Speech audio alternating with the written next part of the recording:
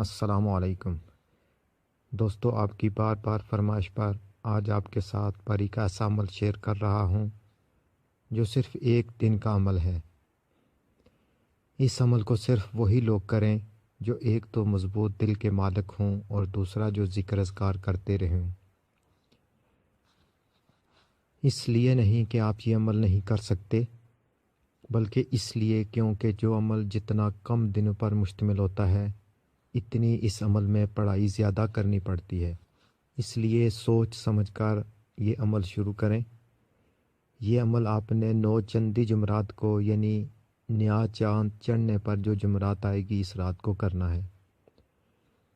باطہارت ہو کر غسل کریں اور پاک صاف کپڑے پہنیں اور خوشبو سے اپنے جسم کو، اپنے کپڑوں کو اور اس جگہ کو جہاں عمل کرنا ہے خوب مہکا لیں، کیونکہ پریاں جتنی خوبصورت ہوتی ہیں اسی طرح وہ خوبصورتی اور صفائی اور خوشبو کو پسند کرتی ہیں۔ اگر ممکن ہو تو پھول گلاب کے تازے لے لیں اور اس جگہ بکھیر دیں۔ عمل رات کو 11 بجے کے بعد شروع کرنا ہے، کیونکہ اس ٹائم کے بعد جتنی بھی غیبی مخلوق جنہیں ہم دیکھ نہیں سکتے ان کی حرکت و عمل کا وقت شروع ہو جاتا ہے۔ اس لیے پریاں بھی انسانوں کی آبادی کی طرف چکر لگاتی رہتی ہیں اور جہاں پر کوئی عمل کرتا ہے اور خوشبو محسوس ہوتی ہے وہاں ضرور آتی ہیں۔ اب جب آپ نے عمل شروع کرنا ہے تو سب سے پہلے اپنا اثار کر لیں تاکہ ہر غیبی مخلوق جو اس وقت وہاں موجود ہو اس سے آپ کی حفاظت رہے۔ ڈرنے کی ضرورت نہیں، جب اثار کر لیں گے پھر کوئی چیز اس دائرے کے اندر نہیں آ سکتی، کیونکہ اثار کا دائرہ ان کو آگ کا دائرہ نظر آتا ہے جو ان کو جلا سکتا ہے۔ اس لیے زیادہ تر وہ باہر سے اپنی شکلیں بدل بدل کر ڈراتی ہیں، لیکن پری ایسا کبھی نہیں کرتی۔ وہ اپنی اصلی حالت میں ہی آتی ہے جو خوبصورت، اور اس کے ساتھ پر ایک خاص قسم کے خوبصورت قسم کے پر لگے ہوتے ہیں جس کی وجہ سے اس کو پری کہا جاتا ہے۔ اب جب آپ نے اثار کر لیا تو اثار کے بعد آپ نے 2 زانو ہو کر بیٹھ جانا ہے اور اپنا منہ قبلے کی طرف رکھیں اور بسم اللہ الرحمن الرحیم پوری پڑھ کر 11 بار درود پڑھیں اور درمیان میں 11,000 مرتبہ سورہ کوثر پڑھیں۔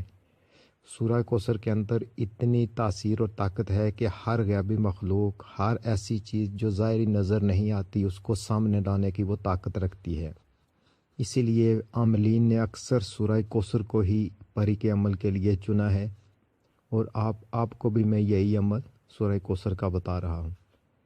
تو 11,000 کی تعداد آپ نے پوری کرنی ہے۔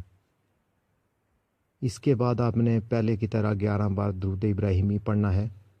اگر پری عمل کے دوران حاضر ہو جائے اور سلام کرے تو صرف سلام کا جواب دیں اور کسی بات کا جواب نہ دیں جب تک عمل پورا نہ کر لیں۔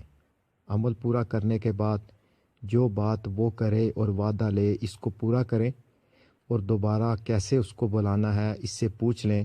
پھر پوری زندگی وہ آپ کی مدد کرتی رہے گی۔ کبھی بھی اسے پوچھنے پر یہ نہ کہیں کہ عمل تمہیں قابو کرنے کے لیے پڑھ رہا ہوں، بلکہ یہ کہیں کہ یہ عمل میں محض دوستی کی غرض سے پڑھ رہا ہوں، تاکہ وہ ہر وقت آپ کی مدد خوشی سے کرتی رہے۔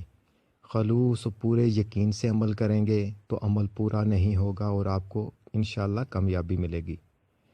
دوستو، مزید اچھے اور فائدہ مند پوسٹ کے لیے ہمارے چینل کو سبسکرائب ضرور کریں۔ اللہ تعالیٰ آپ کو کامیابی عطا کرے۔